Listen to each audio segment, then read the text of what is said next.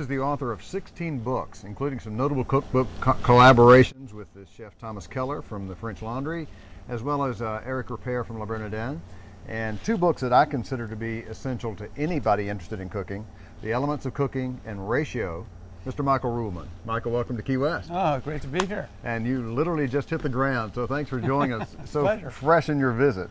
Good to get out of Cleveland. Yeah, well, that's true. It's always good to get to Key West when you're in a snowstorm in Cleveland. But Michael, I wanted to talk to you about how you started writing about food. I think that you said that your first real serious food writing was part of your research for what became your book, The Making of a Chef, in which you convinced the Culinary Institute of America to allow you to observe their program. How did that work? Were you an observer, or did you actually just go through the program? I went through much of the program. I talked my way in there. They didn't want to let me in. They thought I was trying to scam a free education, which, as it turned out, it's a pretty good idea. I did, in fact. But I went in there as a journalist. I just wanted to be a writer. I thought I'd go in there, get material for a story, write a book, and move on to the next subjects. And I did. But what I didn't realize that when you learn how to cook professionally, you have to change who you are. It changes who you are on the inside. And so in order for me to write a good book about what it means to be a cook, I had to become a cook. I had to change. Mm-hmm. And that's how that happened. And once I changed who I was, once I had a base of knowledge in a field that was of increasing interest to people, I had to keep writing about it. But at that point, you really didn't know food was going to play the role that it ended up playing in your writing. No, this was a big accident. Oh, this is a big accident. It's a happy accident. Now, from there you moved into another pretty fortuitous situation working with Thomas Keller at the French Laundry. Yeah. How did that work, and did he actually allow you to work in the kitchen? This was a gift from God.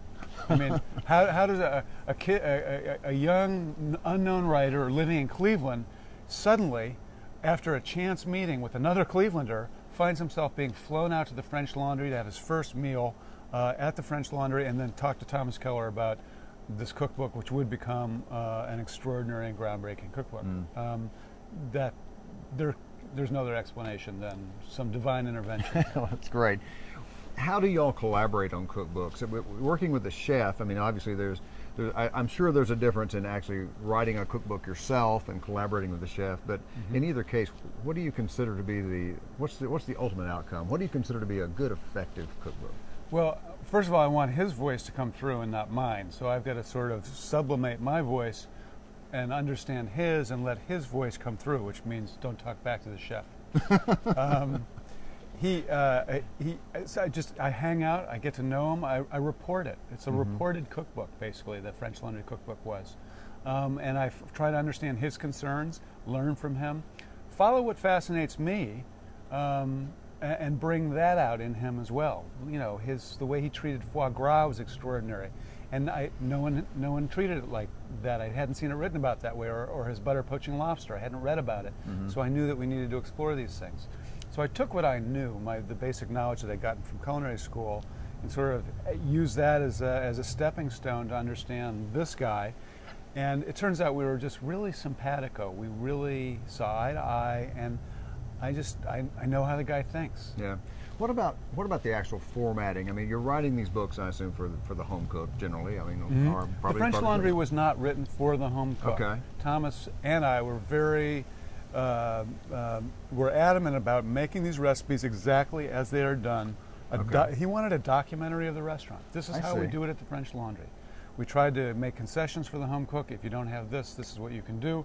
But these are how our chefs do it. And I think that's part of the reason why it was successful. Well, that's a big difference, though, from writing for a home cook. How do you tone that down when you really want somebody to pick up the book and use it at home? I guess some of the books you've written are for home cooks, are they not? Certainly, they are.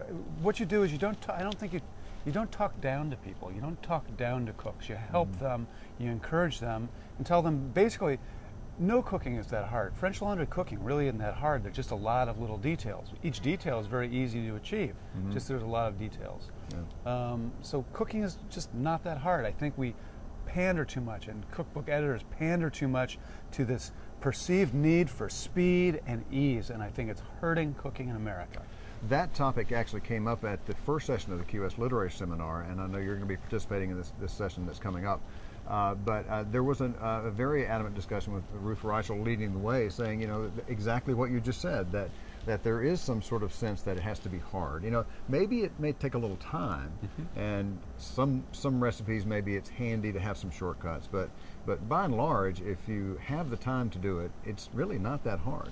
It is not that hard, and I think that Americans are taught that they're too stupid to cook, and it's too hard. So buy our frozen food, buy our pre-made food. Right. It's the food companies, it's advertising. Right. Oh, use our chicken broth, everything takes, Swanson's broth, everything tastes better. Stock is so hard. And then you can sit down on the couch sooner. I mean, that's not what we want to do. No, it's wrong. The world is better when we cook for ourselves. It's even been shown that the smells of cooking in a home act like a sort of an analgesic for stress. Right. It relaxes you. Wow. It changes the tone of the household. I know for a fact that bills are easier to pay when short ribs are braising in the oven. I know that. That's a great statement. And I think somewhere along the way, and I've forgotten if it was MFK Fisher or someone, but someone said when you take the process out of preparing food, you really lose the whole essence of the food. I mean, if you're just eating to survive, I mean, I think you're right. It takes some of the ancillary benefits away. Absolutely. Part of the meal is preparing it, sharing in the work of it.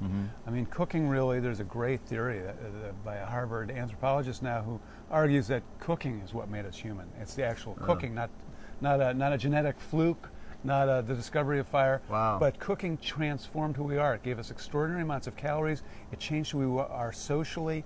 It calmed us. We had to behave. We had to work together. Wow. It changed We had to everything. behave. That's great. Yeah. And if we stop cooking, we're going to lose a fundamental part of our humanity. Right. Judith Jones, who was just here for the seminar as well, just recently said, never ruin a good dish with a recipe. So, there's certainly, I certainly appreciate cookbooks, and I use them and refer to them a lot. I don't always just follow the recipe verbatim, but they're useful. But your other book, especially Ratio, is about freeing yourself from the recipe.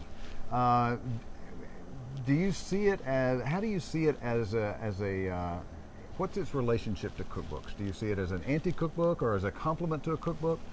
It's a cooking book. It's about how cooking works. Cooking is very easy. There's only about 20 basic things you need to know about all of cooking. And if you know those 20 things, then whether you're following a recipe that it has you braise something, then you know why you're braising it. That you braise tough cuts of meat. You wouldn't braise you don't braise a chicken breast, for instance. It's understanding these fundamentals that make all cooking, whether you're doing it by recipe or not, easier.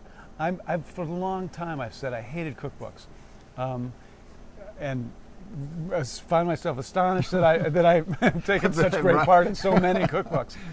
But I think people are too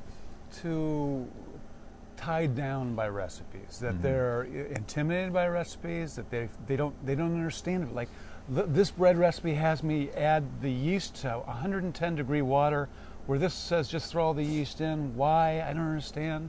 When you know the basics of things, you can relax. You can even bake intuitively. Ratio shows you how to bake intuitively. Right. Yeah, a recipe can cause you to overthink it, I guess.